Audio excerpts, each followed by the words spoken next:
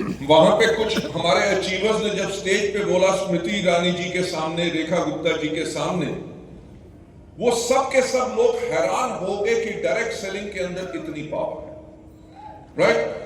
And मेरा ख्याल से हमारे तेलंगाना और आंध्र प्रदेश से भी कई लेडीज वहां पे उस इवेंट में गई थी, जिनको रिकॉग्निशन हुआ, पूरे के पूरे इंडिया लेवल के ऊपर रिकॉग्निशन हुआ।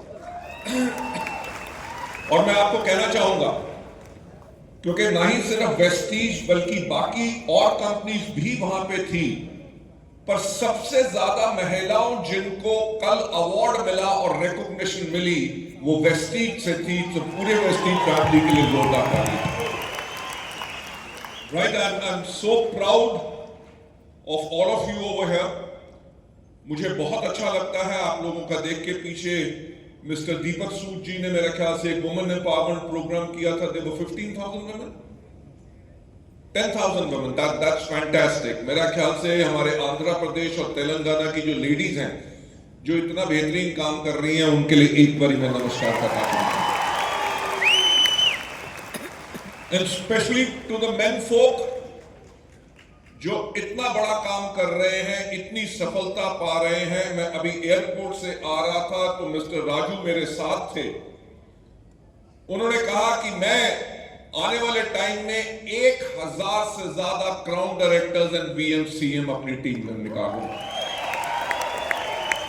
Ladies and gentleman, I am really thankful आप लोगों को, कहे के लिए कि आपने वेस्टीज में विश्वास किया, राइट, कि आपने वेस्टीज में आज फेथ है आपको कि आप दिन रात इसमें फुल टाइम काम कर रहे हो।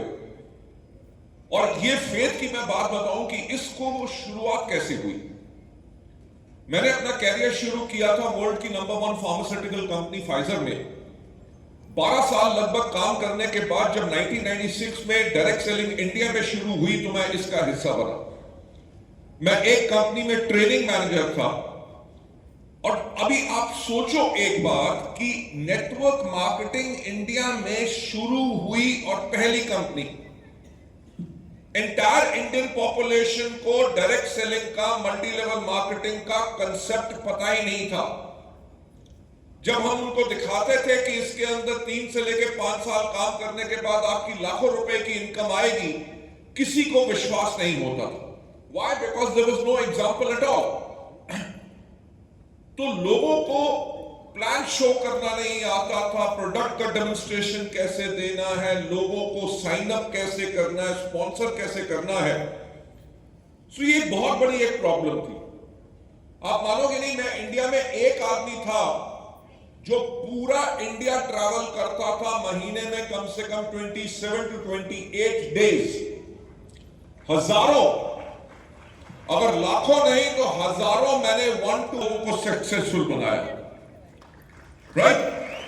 तो मैंने उसके बाद उस कंपनी को छोड़ने के अंदर वाइस प्रेसिडेंट बन के गया। 1.5 years वहां पे काम किया, उसको छोड़ा। फिर मलेशिया की एक कंपनी जो उस टाइम पे 2002 में मलेशिया की नंबर 1 डायरेक्ट सेलिंग कंपनी होती थी, उसका मैं चीफ एग्जीक्यूटिव ऑफिसर बना। इंडिया में उसके 2003 में ऑपरेशंस लॉन्च किए और 2004 में उसको भी छोड़ दिया। पर पॉइंट यह है कि पहली कंपनी, दूसरी कंपनी, तीसरी कंपनी छोड़ा क्यों? बिकॉज मैंने अपने लोगों के साथ फील्ड में काम किया था, अपने डिस्ट्रीब्यूटर्स के कंधों पे हाथ रख के उनके साथ